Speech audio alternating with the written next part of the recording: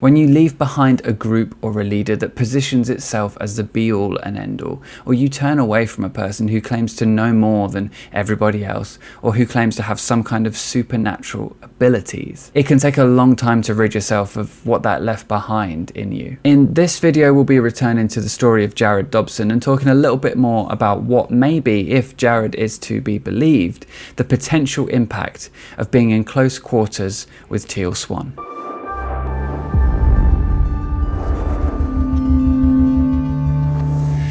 Welcome back to episode 2 of the Jared Dobson Files, a short series where we're going to be commenting on the account of Jared Dobson, a former live-in boyfriend of Teal Swan. In this video, Jess, a former Tealer, and I will be discussing what it seems is left behind of Teal Swan's ideology in her ex-boyfriend Jared's thinking, based on his testimony in the recent video released by the Mormon Stories podcast. Now, this is episode 2, so we're going to be skipping over the introductions a little bit and getting straight into it. If you haven't seen episode 1, there's no need to watch these in any particular order. We may reference part 1 at times throughout this video, but we'll do our best to be clear what we're talking about, so you don't have to watch the first one to appreciate what we're saying in this one. Part 1 will be linked in the description though, so you can go ahead and watch that one after this video is finished. Just want to remind you here that everything that we're saying is based on our own opinions, based on what we have seen watching Jared Dobson's story in the Mormon Stories podcast, and based on our own experiences as former Tealers. If you agree, if you disagree, if you think we've missed something, or you just want to share your point of view, then please go ahead and stick a comment below as we go through this. At the end of this video, I'm going to share why I think former Tealers are so concerned about the effect of Teal Swan's ideas on her followers. So make sure that you stick around to the end of the video to get a clear picture of why that is. So watching Jared in the Mormon Stories podcast, what became quite clear to me is that there does seem to be a fair amount of Teal's map of reality still very much in place in Jared's thinking. His cult identity, and maybe before we kind of go into all this, it might be a good idea to clear up the idea of cult identity. So I'm going to try and summarize it. Jess, if you want to jump in if I miss anything on this, just pull me up. But as far as I understand it, the cult identity really, and this is something that Robert J. Lifton's talked about a bit and Stephen Hassan's talked about a bit more, is this idea that when you end up inside a cult, when you're sort of indoctrinated into a cult and you take on their map of reality, what tends to happen is a cult appropriate personality, a cult appropriate identity forms to enable you to do well in the group, basically. And it's through the system of rewards and punishments that typically are commonplace in a cult that tends to be developed through, among many other things, really. I would say a large part of it, which I'm drawing from Lifton a little bit here, a large part of this developing of a cult identity is down to the feedback loop between environment and your own internal response and explanation, sort of rationalization or opinion forming based on that environment is shut down. So something happens and your natural processing of what has just happened is sort of hindered in some way. When you have a cult identity, your authentic self doesn't fully go away. And I just want to make sure people understand that. It's not like your authentic self is nowhere to be found. It's still there, and it can re-emerge at times. People, like if you're around people that you've known from your past, or something that reminds you of your authentic self is in your experience at the time, then it might anchor you back into that. But typically, if you're around the cult at the time, or the cult leader in particular, they will very quickly try to shame you or make you feel guilty, or use any of those tactics again to get you back to how you were. And it's possible that what we were talking about in episode 1 of this series are examples of what you just talked about there, about sort of getting someone into a certain way of acting, or attempting to reassert that new version of themselves. I'm really glad though that you brought up that other part of the cult identity, and that your actual self, to use a term, ironically a term that Teal does use, your authentic self, we're using that word properly, not in the Teal way. The authentic self is something that does stay there and it does reassert itself. And I'm glad you brought that up, because that's something that I think is really important to this conversation about Jared in this video. It seems like this identity, this cult identity of Jared, is sort of reasserting itself actually at times throughout this video. Now, there's been years for Jared since actually leaving Teal Swan and sort of moving on. And it does seem like, even so, there are times in this video, at least from my point of view, where his old self, his cult self, if you like, is actually popping up at times throughout this. And you see how sometimes he's moving and speaking in one way, other times he's moving and speaking in another. Now, I think it's quite normal anyway for a certain topic to move a person to speak and act differently, perhaps. So I think we should be taking that into account. But what I do notice in this video is there's quite a significant difference, because sometimes he's talking and moving in a somewhat sheepish way and a little bit nervous, and he's sort of trying to find the right words and sort of tripping over his words a little bit. And then as the video progresses, sort of later on, you start to see this other side, and perhaps it's just him being more comfortable in the setting, or perhaps it is this cult identity resurfacing. You do start to see him speaking more boldly, somewhat red in the face at times, and saying things that I would say are indefensible, some of the things that he said. And that is literally just down to my point of view and me disagreeing quite strongly with some of the advice that he gives and some of the opinions that he shares in the video. You can notice quite easily when it might be cult identity versus when it's not cult identity, because the way that a person talks when the cult identity is sort of in the front, if you like, is the thing that's running the show for the moment. Things that are said are typically parroted versions of things that you'll also hear other people in the group say, or that you've heard the leaders say. And they sound very well practiced, very well rehearsed, these kinds of ideas. And they fit together with the cult's map of reality. What I often think, or at least have found in my experience, is that when I'm speaking from my own opinion, sometimes it takes me a minute to figure out what it is I really want to say, and I might sort of go all around the houses to get there, unless I've thought about it a lot. Whereas there are times in the past where I have said things that I've picked up while I was following Teal, while I was identifying as a Tealer, to explain things, to offer solutions to things, which are almost copied and pasted from Teal's videos, from the kind of thing that you would hear Tealers or Teal herself saying. And I wonder whether we're seeing that kind of thing in this video. Is possible.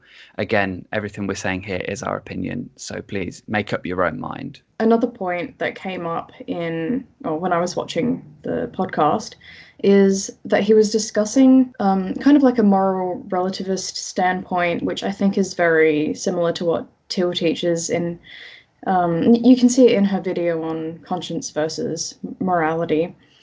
And it's this idea that everything is okay, like there is no right or wrong. And I'm just going based on memory, but he does mention that even killing, he goes as far as killing to say that that's okay to do, because there are places for that. I think it might have been like the military that he referenced, or someplace like that, and also like slaughterhouses, indicating that it's just, there's nothing inherently wrong with killing. And while that may be true or may not be true, I'm not claiming to know or have the answers to morality here, but I just think that there can be problems with that kind of thinking, and it can lead to justifying all sorts of actions.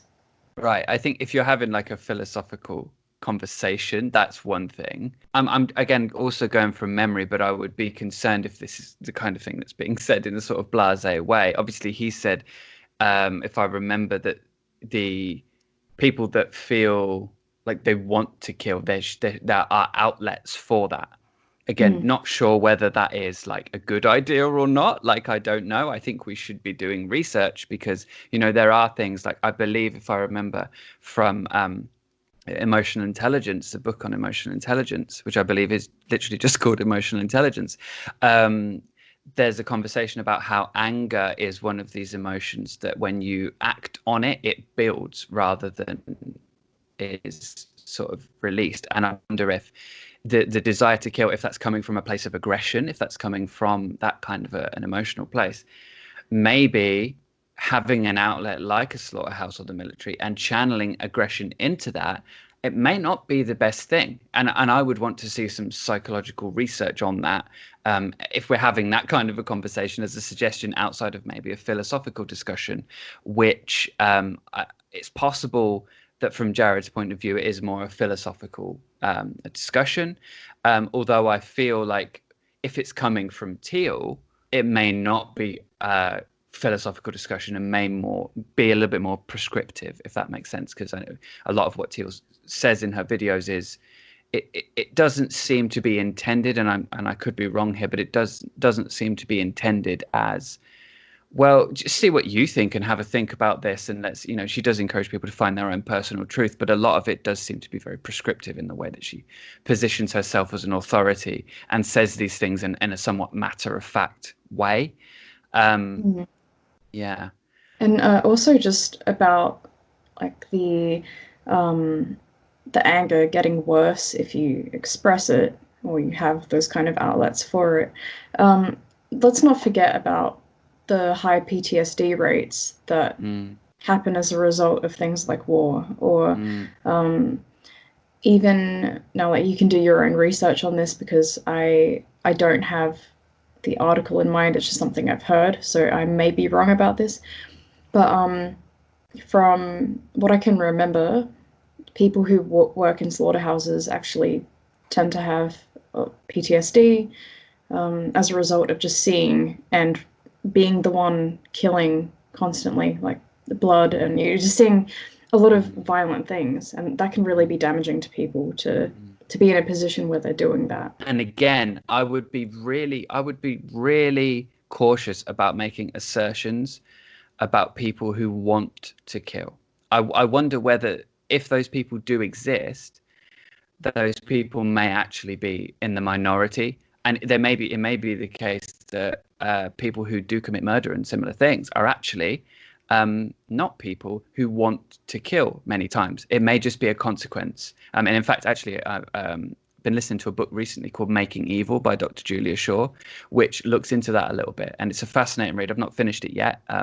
But so far, we've heard conversations about murder and killing and things like that, and how it's much more complicated than people imagine. And the idea that people who kill usually want to maybe misleading, or maybe incorrect. But again, not an expert on that. Would highly encourage everybody to do their own research. And that book is a good place to start, perhaps, on the idea of evil, because we do typically think of people who kill as being evil.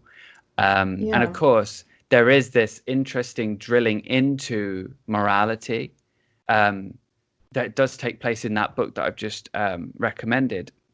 And also in Teal's teachings, and also perhaps as a consequence in what Jared's saying here, which I think as a philosophical discussion is important. And also if we're starting to look at the ways we're treating people as a society and trying to develop a more fair society, which is sensitive to things that we've typically disregarded, such as mental health and so on and so forth, then these conversations are worthwhile having.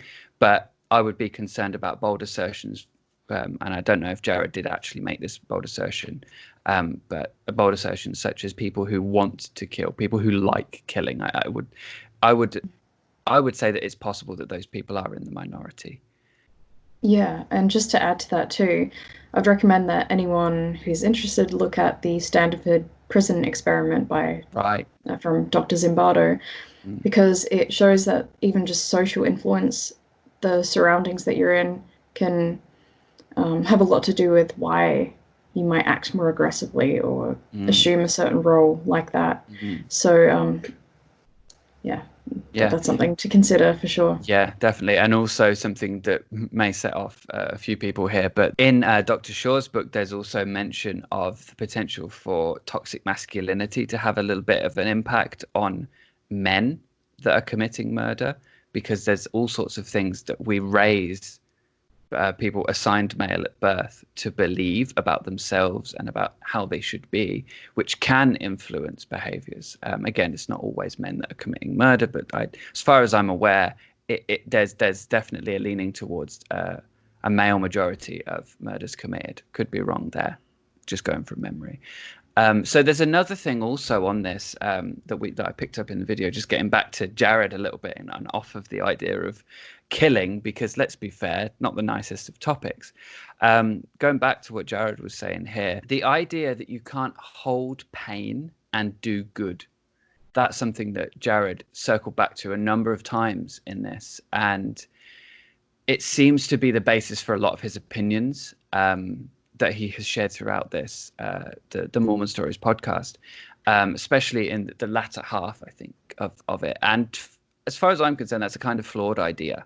And it strikes me as very similar to the attitudes of Tealers as well. I know I used to think in a very similar way, maybe not that explicitly that thought, but in a very similar way when I was a Tealer. In a way, it's a somewhat concerning lack of empathy, I would say, or at least to shut down your own empathy and not worry about other people, not holding pain for others, which is one of the ways that he applied this idea in the Mormon Stories podcast.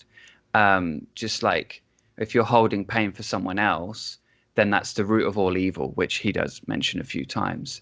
Mm-hmm. Holding pain is the root of all evil, and you can't hold pain and do good. And it's like, I know in my experience, understanding a person's pain and feeling that kind of empathy for their pain, and as a consequence, through compassion, feeling their pain as my own in some small way, that actually helps me understand and be there for the people that I care about when they're going through something. And also, there's a number of ways that just strikes me as just untrue. For example, more recently than this podcast, the Mormon Stories podcast came out, or this episode of that came out with Jared telling the story, the whole Black Lives Matter movement.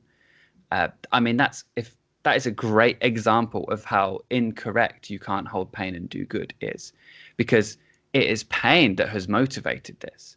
It's pain that motivated Martin Luther King Jr. to do what he did, to get the changes made.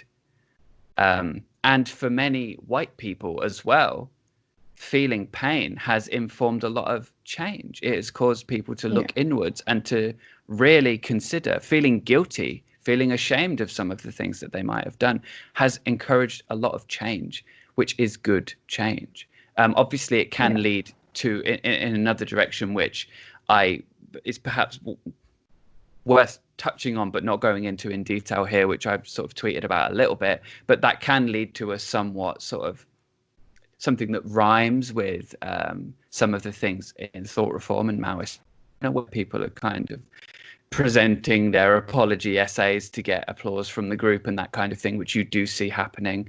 And there's a lot of virtue signaling in this as well. But ultimately, I think that is an extreme example of something which is good, which is that people right now are going through, especially white people, are going through this examining of certain things that they've accepted as normal, which are actually benefiting them, but causing others to feel, causing others to go through immense amounts of pain and to be even have their lives threatened. Taking that away from a more serious point and going towards something a little bit more trivial, definitely, I would say a lot more trivial actually.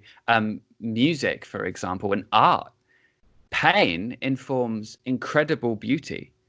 Bon Iver, Phoebe Bridgers are two people that I'm just calling out for people that also like that music.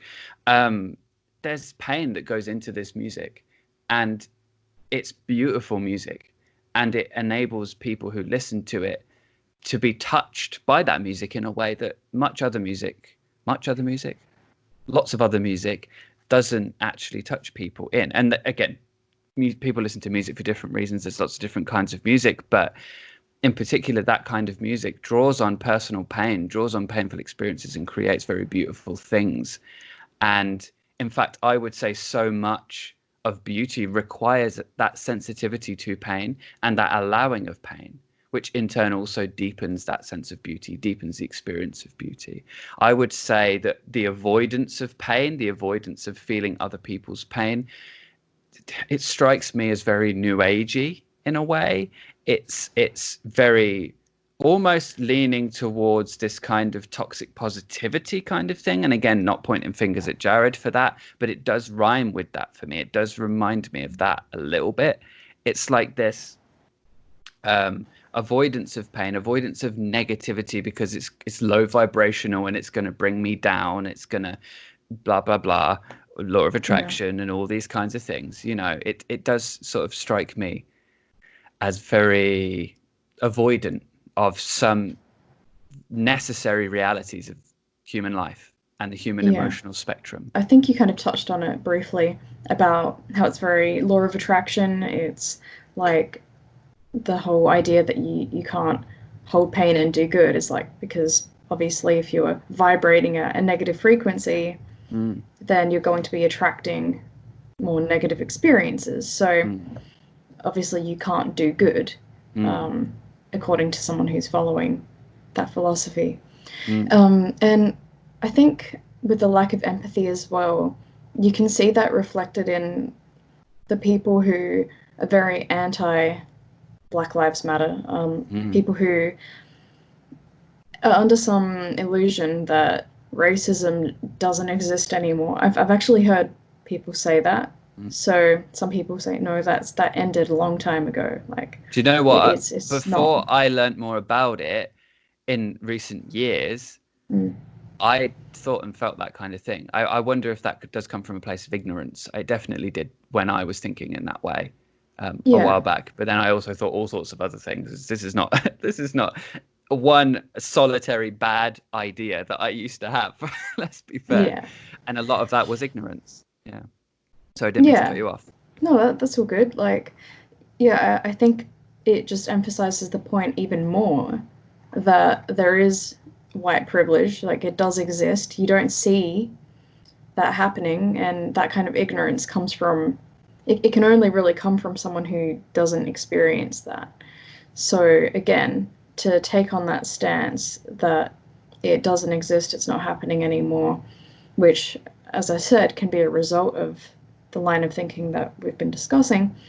To take on that stance can be really invalidating to the people who are going through experiencing racism and the many ways that can be presented. So I think something additional to that as well is I'm going to paraphrase something from a book about childhood emotional neglect and say that it's what you don't notice what doesn't happen usually.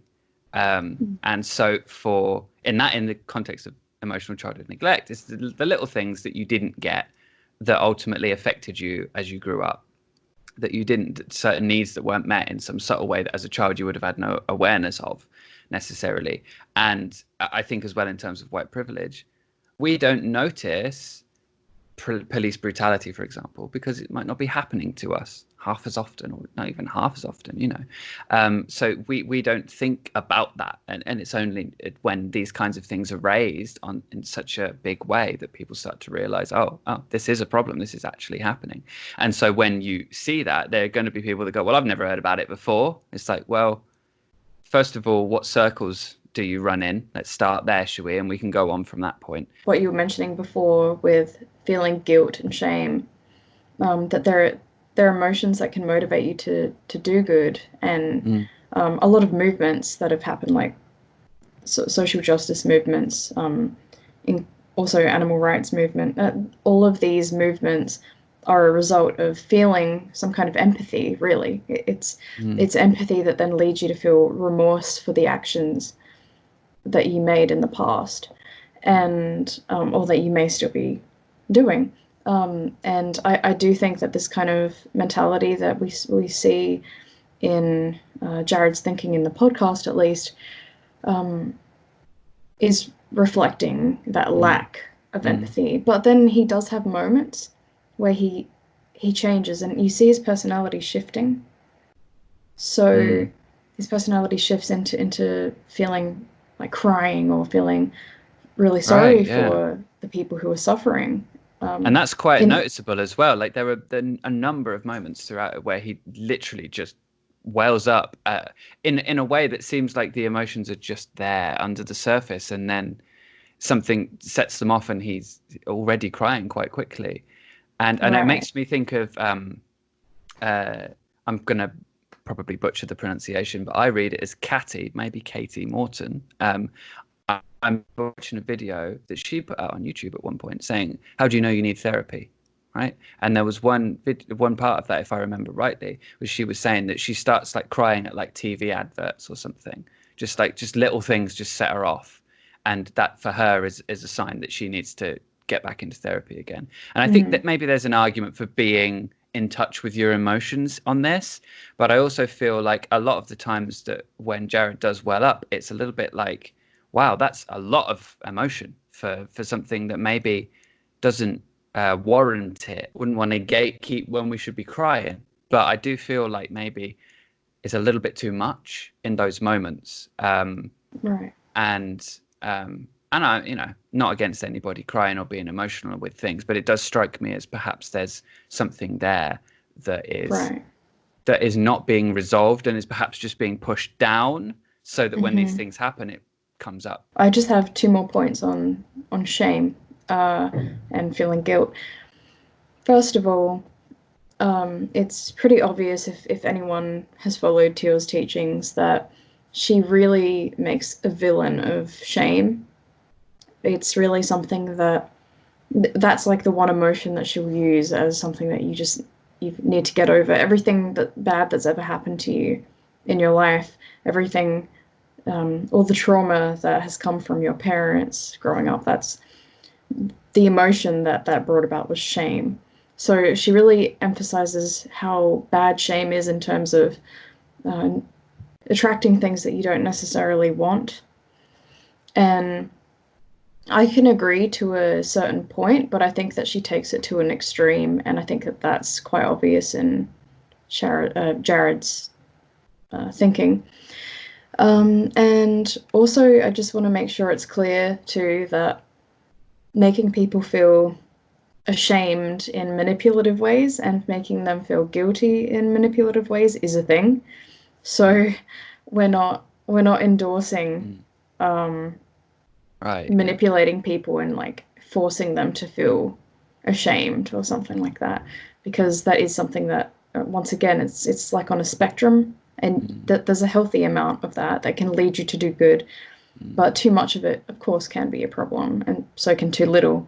And I remember listening to a book, I think it's a book that I recommended in the previous video on adult children of emotionally immature parents, which I referenced in relation to something that Teal had done, I think, or at least that Jared had said that Teal had done in the previous video.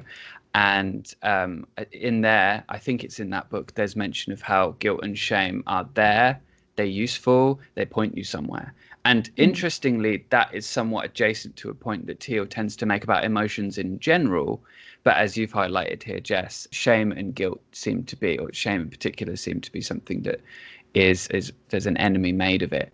And with this kind of thinking, when you're digging around in psychology and the way that people think, I think it will be understandable that, given the approach that Teal has taken, that you need to make an enemy of something. Otherwise, why are you going to get how would you get people to do what to do, or to encourage them to do things in a certain way or think in a certain way? Whether or not it's harmful, whether or not the intention is to manipulate, I don't know, and I'm not making any assertions about that. But if you want people to do something, it's really marketing. You need to agitate a pain of some kind. And it seems that in this case, shame and guilt, they may be examples of such pains. It's definitely a possibility. And that feeds into actually another point that we've got down here in our notes, which is about how it does seem that Jared, based on what he's saying, is making unpleasant or negative emotions to do with a fault that he must have somewhere, or searching for some way that he feels the way he does, which, again, there's a level of this, like you kind of mentioned here, just there's a level of that that may be quite healthy, may be quite normal, and actually quite helpful and productive in life. But there's an extreme that this has been taken to here, wherein it seems that Jared, and I'm going to say from my own personal experience as a Tealer, this is something I also did, and it may be possible that if you're a former Tealer and you're watching this, you've also done this. That you might be looking for an explanation to justify negative emotions and making unpleasant feelings bad in the process, and then attaching similar, but I would say largely unrelated issues to genuinely understandable and reasonable feelings. And this is all the basis of what I remember shadow work to be. Which is ironically somewhat contradictory to Teal's whole thing about like authenticity and accepting emotions and following them and going in the direction of what you desire. To an extent, I feel that that's somewhat contradictory, because she's always saying how your feelings are your emotional guidance system and that kind of thing, right? So there's a little bit of an incongruence, I think, between those two, and I may be overstating that point a little bit. So I'll let you pull me up on that in a sec, Jess, if you think I am. But I feel there's a little bit of an incongruence in Teal's teachings, which is carried over into what Jared is saying and thinking here, perhaps, because obviously in Teal's ideas, there's no such thing as good and bad, which you've mentioned here, and also mentioned in a few videos on your channel recently as well, didn't you, Jess? Which I'll link in the description below for anyone interested in that. That there's no such thing as good and bad in Teal's teachings, with the idea of conscience and morality and all that kind of thing. And or at least on a universal level, it seems that there's no such thing as good and bad.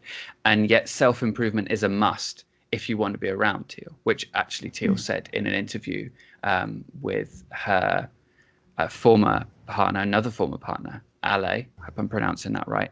I won't even attempt his surname. It's French, and I don't speak much French, so I wouldn't have foggiest about how to pronounce that. But she mentioned in that if you're going to be around me, you need to be a self-improvement addict or something along those lines. So again, it's improving yourself is good, but there's no such thing as good or bad. It seems a little bit incongruent for me. It seems to be a bit of a conflict of those 2 points there. Yeah, I can agree on that. So what I found is that she kind of repackages this notion of good and bad as in alignment versus out of alignment.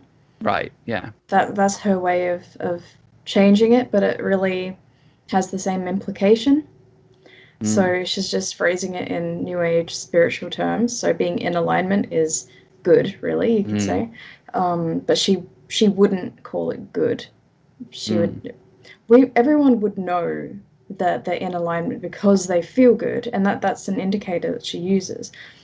So really it is about goodness and badness, but yeah, she would never, well, I don't think she would anyway, actually say that. It's definitely confusion and just repackaging certain phrases as something else. Yeah, and I think it's interesting that you raised that point as well, because it fits with something that Jared said in the video. If I remember, I believe this was Jared. It may have been another video I've watched at some point, so forgive me if that's the case. But I think that in this video, Jared has actually said that the crystals in the New Age are similar to saints. Is that you take the one that you need in that moment, right? So with the saints in Catholicism, or I imagine other forms of Christianity, it's like this saint is for this thing, it's for that. And then in the New Age, it's a crystal. I have a crystal for this thing, I have a crystal for that thing. It helps me in this kind of way. And there's a lot of that kind of stuff. The New Age repackaging Christianity. And taking these things. And actually that reminds me of a point I was going to make but forgot earlier when you brought up the law of attraction. The law of attraction to me is another version of karma, is another version of God knows everything, God works in mysterious ways, and blah, blah, blah, heaven and hell. It's just an earthizing of that same, I'm going to use that as a word, earthizing, of this same principle of like, whatever you do will influence something on a cosmic level, which will then come back to you and have an impact on you. And you see the same kind of thing in, I believe, Wicca, paganism. I'm sorry if I'm annoying anybody there. The rule of 3, I believe, everything you do comes back to you 3 times.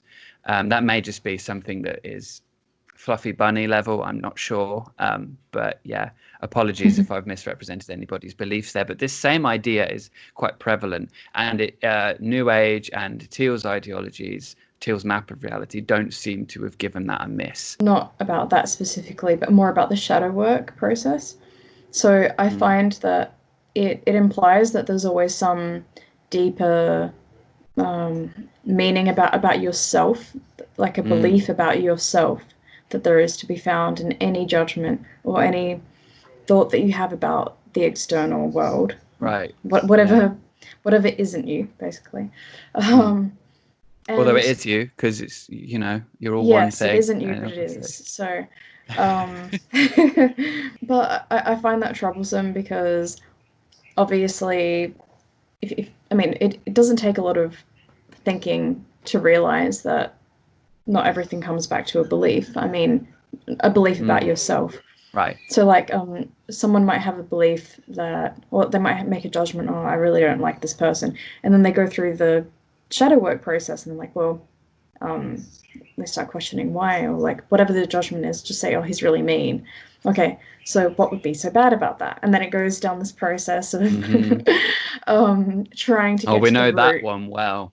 Yes, trying to get to the root, but it might actually be that this person really is being what is like a standard definition of mean, and that their behavior isn't actually acceptable.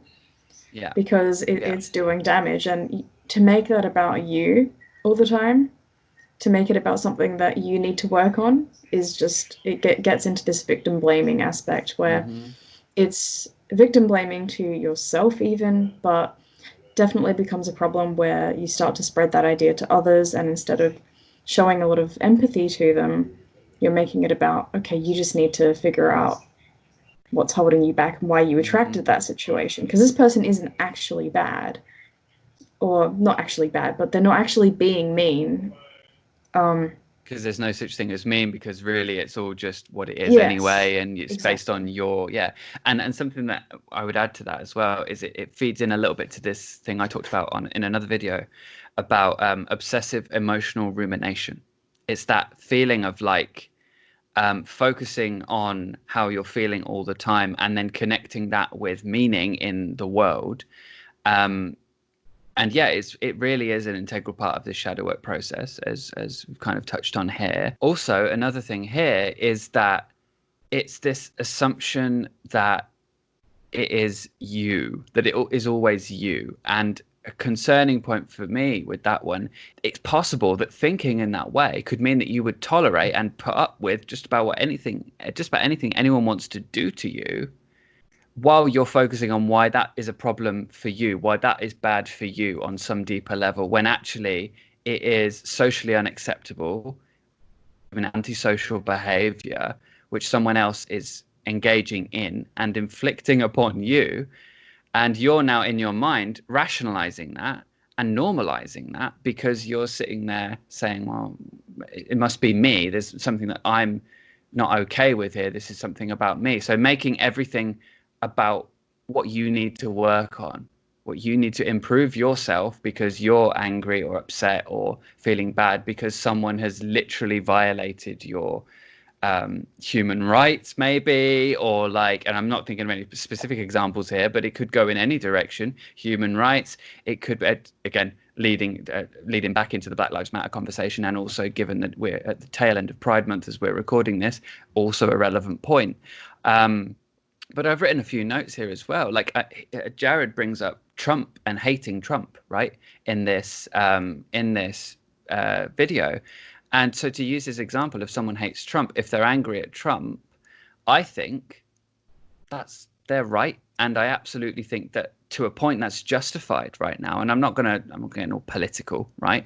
But I do feel like right now, even more so since the Mormon Stories episode was recorded, there's plenty of reasons to not be too happy with Trump. Maybe hate's a bridge too far for some people, but I really feel there's a cat in the litter box right now. Apologies. But I really do feel like there's ample reason to dislike Trump and to disagree with his decisions and the way that he's doing things. If someone doesn't have a problem with Trump right now, I would say that we need to check in with our morality a little bit there. And do you know what? I feel like, is it Godwin's law that every conversation on the internet will eventually reach a Hitler comparison, right? We're finding a new version of Godwin's law, which applies to Trump, I think, right now. Like every conversation at the internet could eventually arrive at a Trump comparison. I can almost see this line of reasoning arriving at, well, the reason racism makes me angry is because I was a racist at some point. And it's like, well,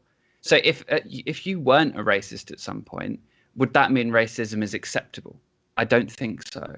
And also, you could see, like, the reason I'm mad at ICE locking kids in cages is because I made someone feel caged when they were with me, or when they were talking to me, or when they were in a relationship with me, or something like that. It's like, okay, yeah, you can, through language and through some kind of mental acrobatics, arrive at a conclusion where it seems like the two things are related, but maybe they're not every time.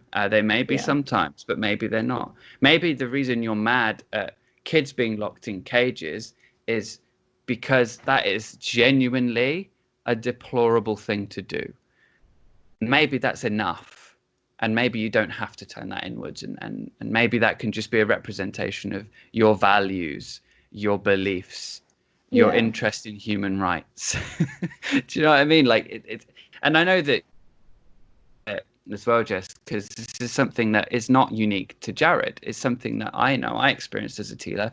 That maybe not to that extent, but certainly that way of thinking, that approach to problem solving, was something that was commonplace for me. Did you find that as well as a Tealer? Oh, definitely. I was always doing shadow work and always finding something something that I had to heal within myself.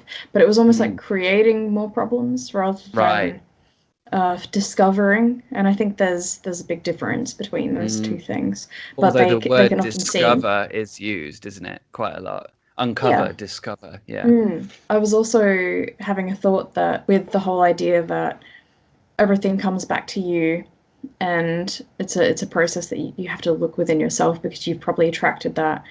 And because your higher self, your real self, is source energy, which is everything, and we all come from source, it's almost like a kind of soft solipsism where all that exists is your mind, because your mind is all, your mind is source. So it's this idea that I think it's not said explicitly, but it kind of implies that there's just you, and everything else is just it's a very egocentric worldview, I think, where everything you think is just like you're just attracting all of that, but it doesn't really take into account how diverse the world is, how many other people are going through a range of different experiences. What about when two people are experiencing totally different things and they're in the same reality, where they're having a shared experience, and yet they might not have anything in common at all. So and it takes away individualism, I think.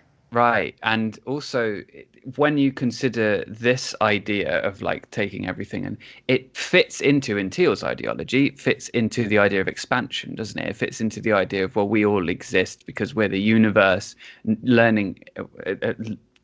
How did she phrase it? I'm trying to remember. Like experiencing itself and expanding through contrast, I believe, is basically how she says it. So you experience what you don't want, so you can experience what you do want, and that's you as an extension of source energy, of God, of the universe, learning to experience or going through things and learning what it is and experiencing itself.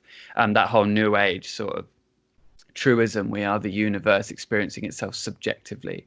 The universe is expressing itself as a human for a short time. This idea that I'm Russell Branding now, this idea that you're a spiritual being having a human experience, not a human having a spiritual experience, although they phrase it the other way around to make it more impactful when you get to that last line. But yeah, that all of this kind of fits into those ideas. And one big thing I have with all of these ideas is they sound nice. Maybe they're comforting, maybe they're a good idea. But if you're the kind of person who is interested in truth, and I know a lot of people are seeking truth when they get into spirituality, the real question has to be, how can you know that that is true? And what we know is that our experiences are very subjective. A lot of the experiences we have, that is true. And that's something that Teal definitely pushes on, the idea of subjectivity quite a lot. But what we have to also consider is that the human that you're experiencing things through, this is an interface through which you're experiencing your life. Your sensory perceptions are reliable to a point, but they're also faulty. Have you ever tried to run up the stairs and tripped and smashed your chin? Right? These things happen, right? And if you can't trust yourself to get up the stairs every time, right, how can you trust yourself to know that your subjective experience of something perhaps spiritual or something like that is something that you can assert is true? And I'm not against people's beliefs on this. I'm not going after anybody's beliefs. What I feel is important is intellectual honesty. So if you say this is true, I believe this because this is true, I'm going to have a bit of an issue personally. I wouldn't want to enforce that on anyone, but if I'm in a conversation with someone and they say, I say, why do you believe this? And they say, because it's true. I go, how do you know it's true? But if they say, I believe this because it's sufficient to have convinced me, okay, fair enough. That's a different thing. But it's this kind of idea that you are an extension of source and you exist in this version of reality which is ultimately mirroring back everything that you are in your old vibration, because everything that it's like you exist in the residue of the vibration that you have now moved on from as a natural consequence of existing and time being somewhat linear, or at least perceiving to be. Wow, we're getting very highfalutin today, aren't we? You exist in the residual vibration. You exist in what is left over from what you used to think and believe and feel prior to the moment now. So what you're seeing is a mirror of the parts of you which haven't changed, basically, in a way, because time apparently doesn't really exist either. It's what's left over, because if it had changed, then why would you still be experiencing the residue? Yeah. And that kind of makes me come back to this point of like, it's circular and it's frustrating. It is circular and it's frustrating. There's good reason why controlled experiments exist as well. Just take a think about why that is. I mean, personal experiences do happen. That's our way of perceiving the world, is through personal experience. But there comes a problem where you get a range of different people and they're all having very different and often conflicting personal experiences. So anecdotes like that need to be questioned. And a lot of the time I find what happens in the New Age community is it's a bunch of people having similar experiences, which is reinforced by the fact that they're all indoctrinated with the same teachings. So of course they're going to have similar experiences because they're all thinking about the same things. So people are having their own personal experiences, usually based on their culture, what they've been brought up around, and the teachings that they've been indoctrinated with. So when you have that, obviously it's not going to be reliable. So just consider that if someone tells you their personal experience and says that that's the reason that they know what they're saying is true, it's important to validate the fact that you trust and you believe that they did have that experience, but you just don't know that that's a reliable experience, and that there might not have been other explanations, or that there might have been other explanations for why they experienced that thing. So just ask yourself, how do I really, really know? I mean, be as skeptical as possible.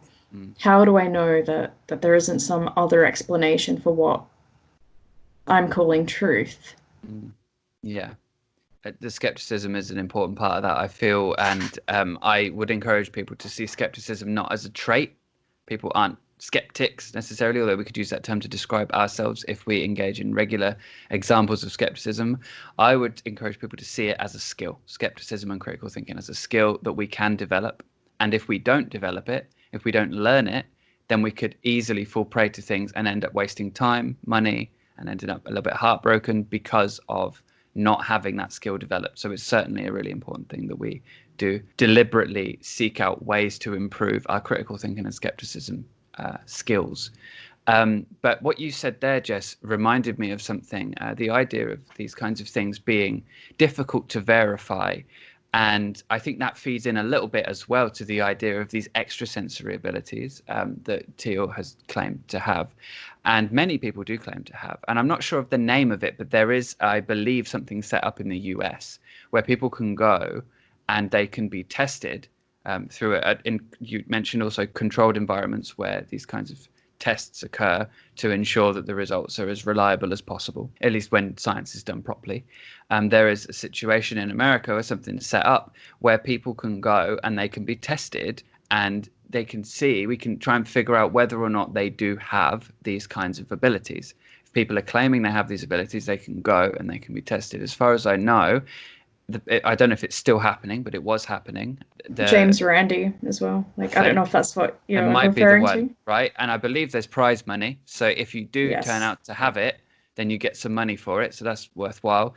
I think if any Tealers are watching this, it might be a good idea to see if Teal would go along to that and get her, because that would be great for her. If she did have those abilities and it could be verified, that would be great for Teal's image, definitely. So, and I'm Yeah, not just saying that tongue in cheek, but it would be great if Tealers could maybe encourage Teal to go along to that. You know, she's fairly confident, and I appreciate that she's confident. But I think it would be pretty good if we could have some evidence of these kinds of things, because I feel that when these kinds of claims are made, it's really important to be able to show you're working out, to be able to illustrate how you got to that conclusion, and be transparent about that. Another point that Jared brings up in the video, the Mormon Stories podcast, is that there's a difference between not liking something and being enraged and becoming violent. And yes, obviously there's a difference, and there's plenty of reasons to suggest a strong emotional reaction can be traced back to some earlier event or set of events, which we have also discussed here a little bit. it ties in really nicely with shadow work because it will usually be because some traumatic event when you were a child happened, and then that had you form a certain belief, and that's why shadow work comes in, to kind of figure out why you're then attracting situations. Right. So yeah, it's a big part of her teachings to suggest that that there's something that you can always trace back to your childhood. But I think it's just kind of like it's pretty obvious anyway that obviously if there's a timeline of events that have happened, you're not the same person you were even like a year ago most of the time, or like you're always changing. Your thoughts are always developing. You're always having new experiences. So of course, if you're going through something negative now, an emotional reaction, the chances are that with a lot of those situations, you're probably going to have a history of reasons why it's upset you. But there will, of course, always be some situations where you've never had to go through a certain thing before, and there isn't always something previous to trace it back to. So it's not an absolute, but it's definitely there. Yeah. And so what it sounds like you're saying is that there are things that happen which you can't always trace back to earlier traumas which happened before the age of 8. Is that what you're saying? Yeah, of course.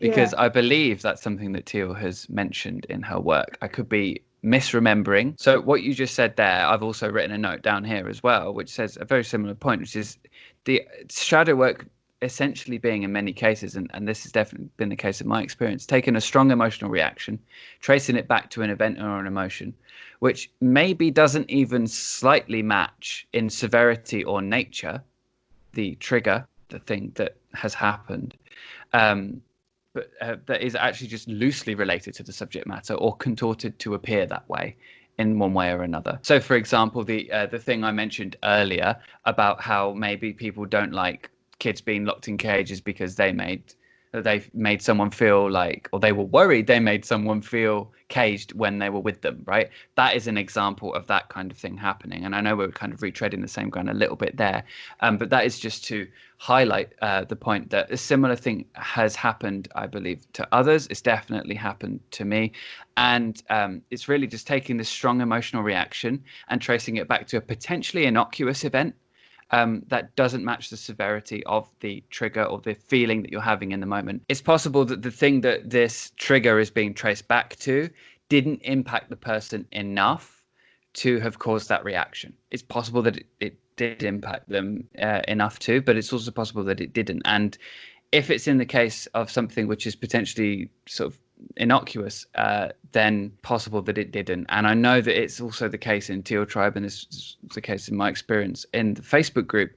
People will post things where they sort of share the triggers and the things they've discovered and uncovered about themselves and their core beliefs and all these kinds of things from underneath. And if a person isn't inclined to speak about trauma or abuse, if a person hasn't been through that, or if is, as is possibly the case in some instances, a person has developed a false memory or fabricated a memory regarding abuse or something like that, then what they might do is they might inflate a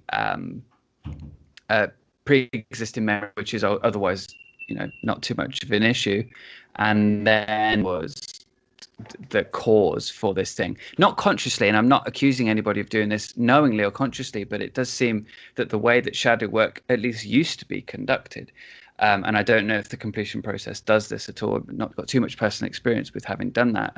Shadow work was the big thing when Jess and I were involved in it. And you involved with the completion process at all? I can't really remember whether we've talked about that. I imagine we have. I did go through that process a few times, yeah, Right. and I think I wasn't certified, but I think I was like doing it with friends. So would you say that Sorry. it could have a similar consequence, like as shadow work, in the sense that a person might end up feeling like something that has happened to them, which may actually not be that impactful for them in their lives, but that they've now traced back a pain that they've had, which may be just like a daily pain or something that's not too like an everyday sort of benign thing, perhaps passing thing. They've now made it something because they've attached it to something else in their past. Would you say completion process could potentially do that? Did it in your experience? Yeah, I think it can catastrophize things, like small things that come up, just minor issues can be enlarged. They're just blown out of proportion. And sometimes it's accurate that it did come from a really painful place. Sometimes it's not. But the completion process implies, just like shadow work, that there is always something deeper. And again, it goes into that, are we actually discovering something that was already there? Or are we creating something? Right. Yeah. And of course, when it comes to memory, which I know is a topic that always does come up with Teal, how malleable the memory is, how much it can be altered just by remembering. Like when you're remembering something, you're not remembering what happened. You're remembering the last time you remembered it, I believe, is how that works. So it changes all the time, your memories.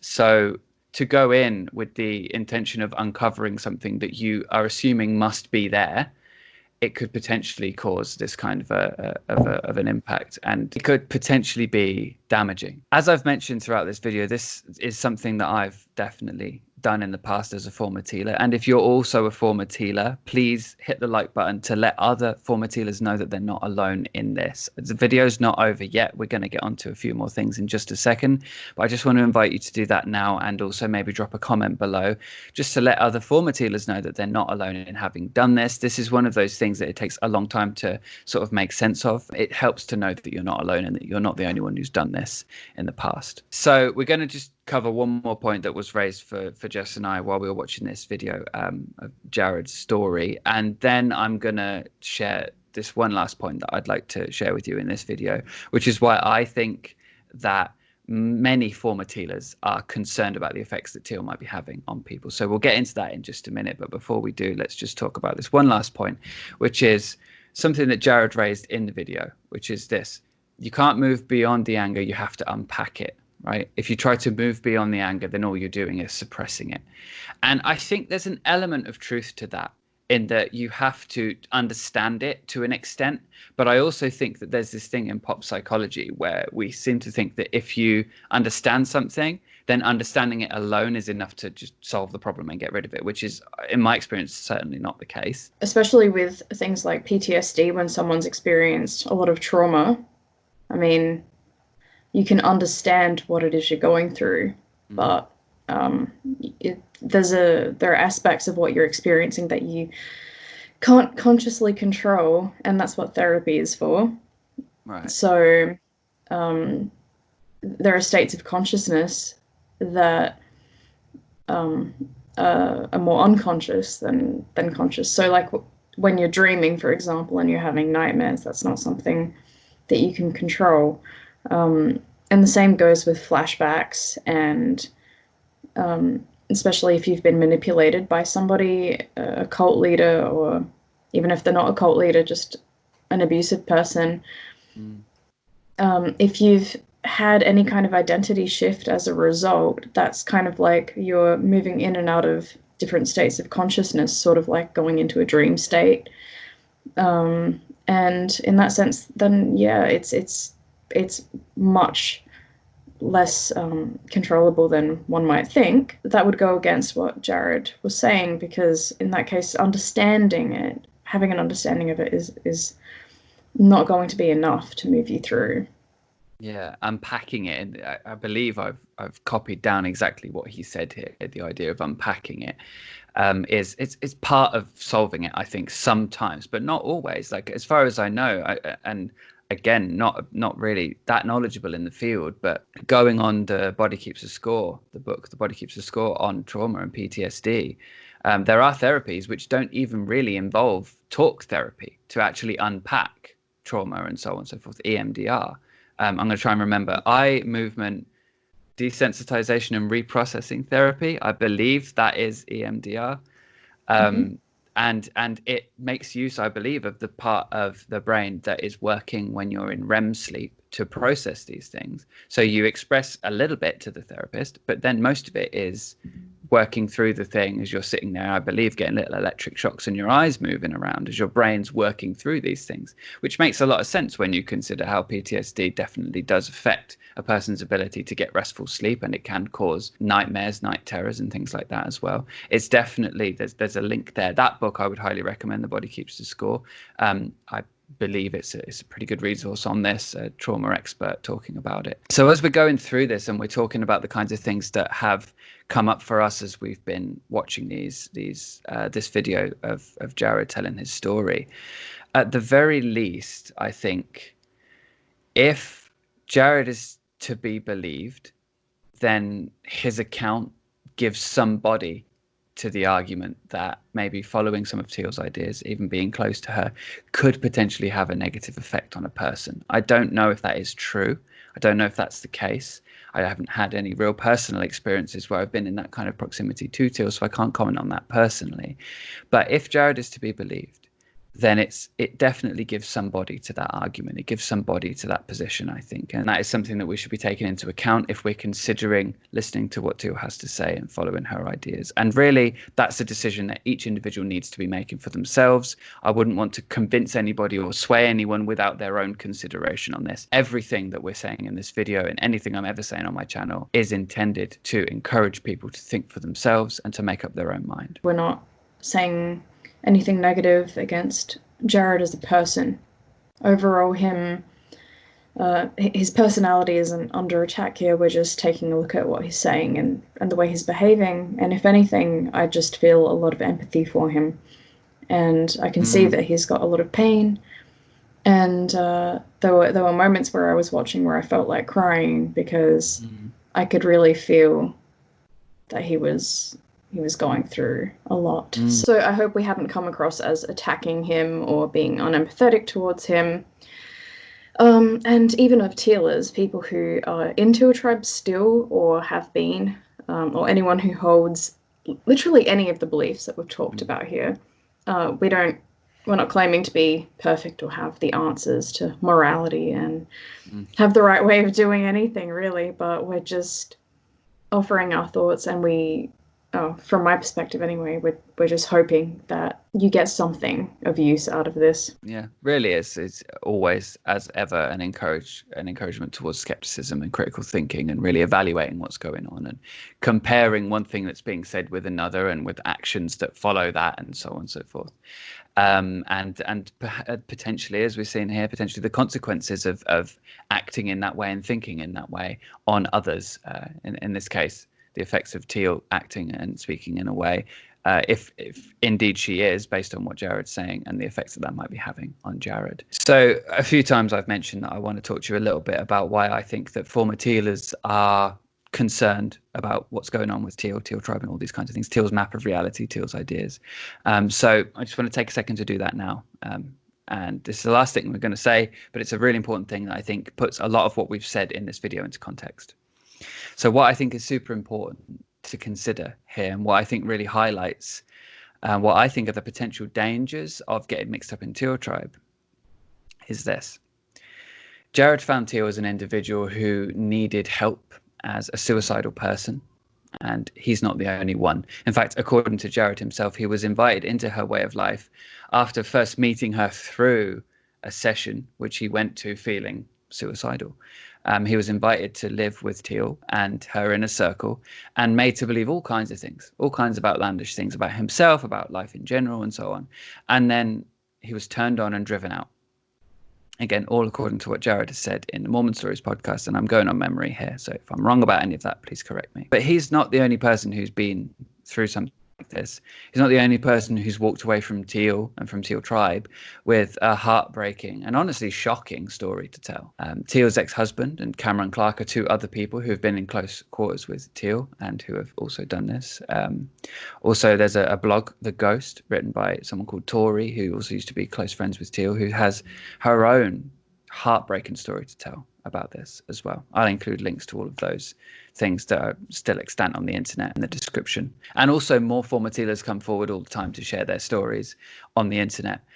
Just like Jared, many of us who walk away spend years trying to figure out what's been left behind in our heads and make sense of it all. And I know that's been my experience. And I just hope that if you are like me or like Jess and you've walked away from Teal Swan and Teal Tribe and you're going through something that's similar to what we've talked about a bit in this video today, then please know that you're not alone and that there are other people who have been through that and that things do get better. Life can be good, and there are people who were once in the position that you might be in now who have made some sense of this and who have got their life looking somewhere close to happy and livable. So it can be done. If you're still making sense of life after the new age, me too.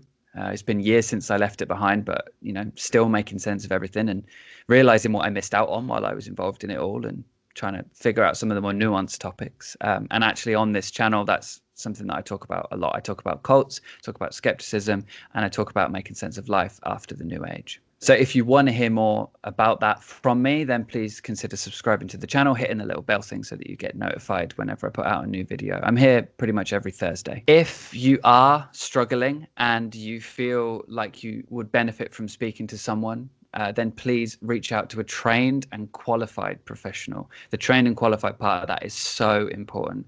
Despite what you might believe, good therapists do exist, and it might take, a few tries before you find the right fit for you. But there is a therapist out there who can help you. If you need help, please look for that help. That about wraps up episode 2. I just want to say a massive thank you to you, Jess, for joining me here today to go through all of this. We may be reconvening relatively soon for episode 3 on this, where there's a few loose ends to tie up and a few more things to talk about from the Mormon Stories podcast with Jared. But in the meantime, I just want to say, please be kind and ask good questions, and I'll see you in the next one.